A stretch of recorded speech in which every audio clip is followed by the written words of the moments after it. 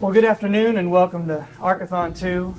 I just want to say I believe we're all blessed that with Dr. Baugh, his staff, and the volunteers that have opened up the museum to us to be able to come here today. I'm privileged to sit up here and speak with fellow ARK researchers and former teammates. I was on the 2013 Dick Bright team with Bruce and with Aaron. Also, coming from Northeast Missouri this week, was able to bring a couple of teammates with me, Richard and Larry, and had a third teammate that's Ron over here on the upper deck. And he's just going to get something set up for my video. That's an upcoming thing. I stand before you today, though, as a new generation of ARK researchers taking the stage in today's world around us. For all intents and purposes, the original Ark-A-Thon concept was an attempt to successfully bring the efforts of the Noah's Ark research community together. And why did we do that? In order to hopefully unite the brotherhood of ARK researchers to create an indomitable force of unified ARK knowledge to be able to hopefully find the current remains of Noah's Ark, no matter where that may be. Therefore, today, with Arcathon 2, it's a new day. Yes, a new beginning to search and find the possible, alleged, still existing remains of Noah's Ark. In the Brotherhood of Noah's Ark research, whether any of you here today are from the first generation of ARK researchers, or whether you're here from the next generation of ARK researchers, we're all running this fine race to obtain that prize, which would be Noah's Ark. Yet today, the first generation of ARK researchers is now passing on the baton of winning that race for that prize to the next generation. And I'm proud to be a part of that second new generation of Noah's Ark researchers. The ancient question has remained down through time, and also much of the world today being, is Noah's Ark myth, a legend, or fact? These words have not only been the subject of children's bedtime stories and oral tradition, but they've been written in the Bible for almost 4,400 years. Some of us here today have been deemed ARK researchers who have been searching for the possible alleged remains of Noah's Ark, and especially since there's knowledge that there's of an earthquake that happened in 1840 A.D. There was a limited volcanic explosion that occurred there on Greater Mount Ararat, and since then, Greater Mount Ararat has been the primary search location for Noah's Ark. And although most search efforts are concentrated on trying to find the remains there, we are not here today to debate whether or not the Ark landed upon Greater Mount Ararat or some other mountain in the Ararat mountain range. However, I'd like to share some new thoughts as to whether or not the Ark's remains could be on today's Greater Mount Ararat or not.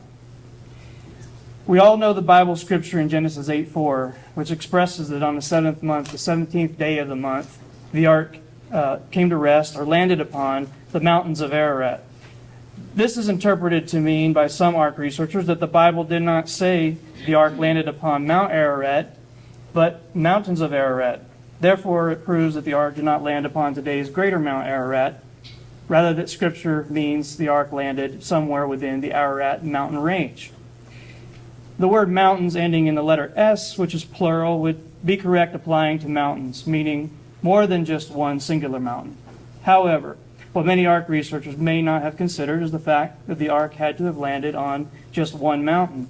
Why? Because if you check, had to have landed on at least one mountain, because if you check, there are no mountains anywhere in the earth physically and geographically close enough to each other where part of an Ark would have landed on one and then another, two mountains, ending with the letter S, as we read it in Genesis 8:4.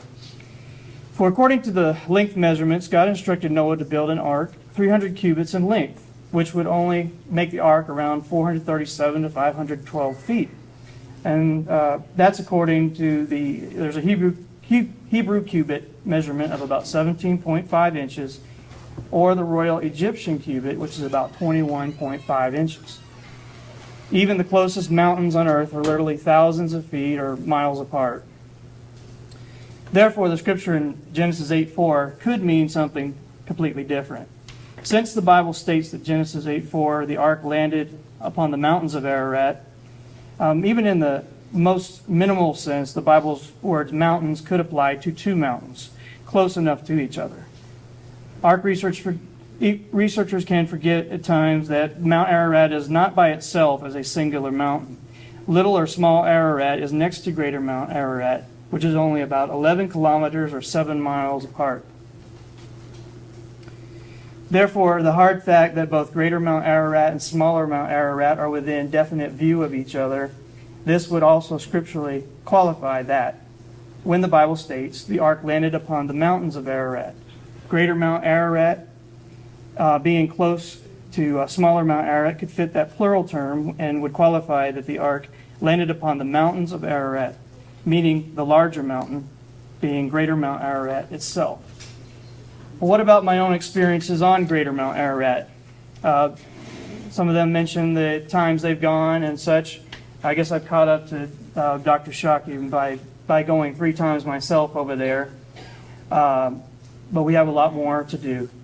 Like all of you here today, when I was a child, I was intrigued with the fact that the story of Noah was told as a child's bedtime story. However, as I got older and I heard and learned that the ark was a real alleged event in history, and especially since I learned that the ark's remains may still exist, I became ever more intrigued.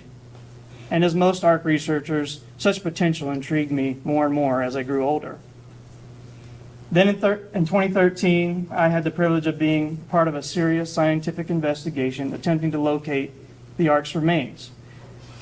In that year, I was associated with Dr. Richard Bright's Ark Search LLC team, which between 2008 and 13, the Ark Search LLC searched for Noah's Ark on the eastern plateau of greater Mount Ararat. This team also appeared in the recently released documentary film, Finding Noah. I believe Dr. Judkins will share a little bit more about that. Many Ark researchers alike believe the Ark's remains still exist today on greater Mount Ararat. Especially Ark researchers are aware that greater Mount Ararat consists of 12 glacier-like fingered ice caps. At least 10 to 11 of these ice caps are not stable. Therefore, some Ark researchers have brought out some good points about these ice caps, and they make sense. And what am I referring to? I'm referring to the hard geological facts, because most of these ice caps are continuously moving. And if the Ark had landed in any of these ice caps, and the Ark would certainly have moved with the ice caps as they moved, breaking the remains of the Ark into pieces, breaking it up only to have these ice caps grounded to bits and then only to spill it over into a cliff or a precipice. Within the last 4,400 years or so is what we've estimated. Some may say 4,400 to 4,600 years. Therefore, the Ark's remains have disappeared long ago is the concept there. This is no doubt one of the primary reasons why some Ark researchers firmly believe the Ark may have landed in a separate location, such as Iran, etc. What would seem to support these facts would be because, as NoahsArk.com or NoahsArkSearch.com reports, the technology known as GPR, ground-penetrating radar, uses radio waves to detect buried objects in any non-metallic material. Initially used to detect structures in ice, GPR is used to map the interior of any object penetrable by radio waves, such as X-rays can image the internal structure of our bodies. GPR uses a sensitive detector to record weak radio waves reflected from objects embedded in the material under investigation. In 1988, GPR was used to penetrate the snow and ice and sedimentary soils down into Mount Ararat, thus attaining and providing new data and evidence that the ice caps may be as much as 250 feet in depth. In 1988, the areas on greater Mount Ararat that were surveyed with the GPR involved the eastern plateau, up to the saddle area between the eastern and western hemispheres of greater Mount Ararat. However, in 1989, another attempt to use GPR on the western plateau were only partially surveyed when the technology was halted. However, the results of using solely GPR in 1988 and then again partially in 1989 is that no Ark remains or man-made structures were found at that time.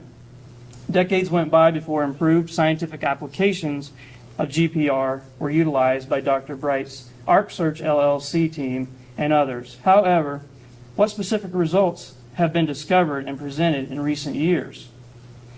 We will now watch the video, which will give us a much deeper and more comprehensive, in-depth understanding, some insights and enlightenment in both general and specific terms as to what the results from recent expeditions using both advanced satellite technology and the most advanced GPR available. And when looking at Noah's Ark, in a rectangular or box-to-barge-like shape, there are additional new scientific data considerations to take into account. In the case of Ark Search that I was a part of, and similar to the 1988 GPR results as we have discussed already, again, so far there hasn't been scientifically proven evidence of Noah's Ark being found under the ice and snow on Greater Mount Ararat. And that's again verified in the Finding Noah documentary. It is allegedly more likely than not these previously researched anomalies were many rectangular-like shaped natural volcanic rock formations which can produce box-like shaped rock formations that can strikingly look arc-like in defining features and characteristics, such as what appears to be catwalk running down the center of the box formation, and it could have a row of horizontal, shallow, cavity-like volcanic impressions that he just mentioned that could also give a person seeing it the visual impression that they are seeing an arc, when in reality it's just another misidentified box or box-like rock formation. It's something that's happened. There's gentlemen that I've talked to, past Ark researchers who have said that they saw what looked to appear to be an arc, and when it's checked out, it may turn out to be a rock formation. There's other things that have been examined up there, but as mentioned, to date, myself included, when I visited the southeast side and got photographs and tried to examine further, finding out that whether they don't fit scripturally, the length and the width, or whether they turn out to be rock formations rather than being wood composite, that's something we have to face reality.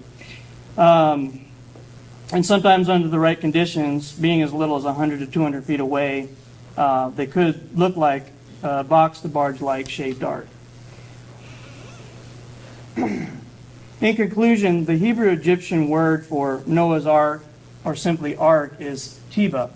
And when translated, it can mean box. However, it can also be translated as container or chest.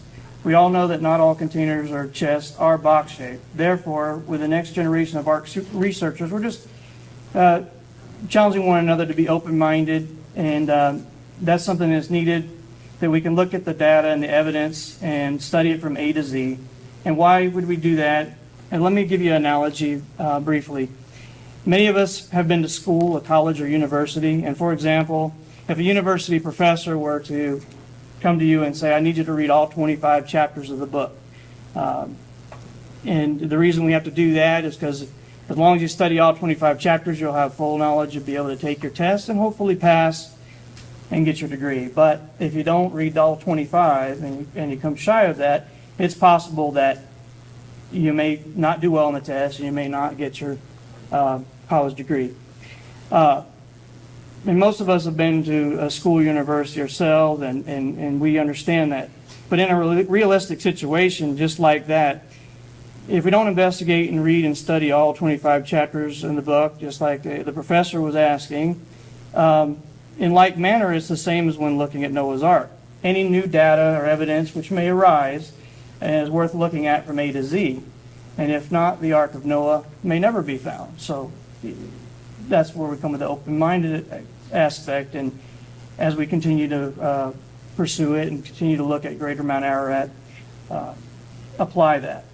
The video also made known, I climbed and searched for the Ark in the midsummer of 2015. We didn't quite get to that part, but I did climb up there, myself and another team member, and we went to the northeast side. where we were able to get some photographs and such of the O'Hora Gorge side. It's that area, not right in it, at about 4,138 meters. It was there that our Noah's Ark research team photographed what seemed to resemble picture writing representations, which seemed to allegedly resemble many kinds of animals. And for there to be such a concentration of these images together in one area within this object that appears to be hollow is much more than just random chance or coincidence. In science, this is known as scientific observable patterned evidence. Many states within the United States now require the public schools even to teach, and the teachers have to be certified on the definition of scientific observable patterned evidence. Recently, my own ArcQuest team published our research in a peer-reviewed paper, followed by a subsequent press release. Soon we will publish again in a peer-reviewed paper. ArcQuest would like to invite further scientific investigation of our target area as we plan and prepare for our next upcoming, hopefully soon, expedition. And for more information on this discussion, please see me afterward after the event. I know we have a Q&A time as well, but we would be more than happy to provide you with any information about the research and evidence that we have. And I thank you very much. Thank you.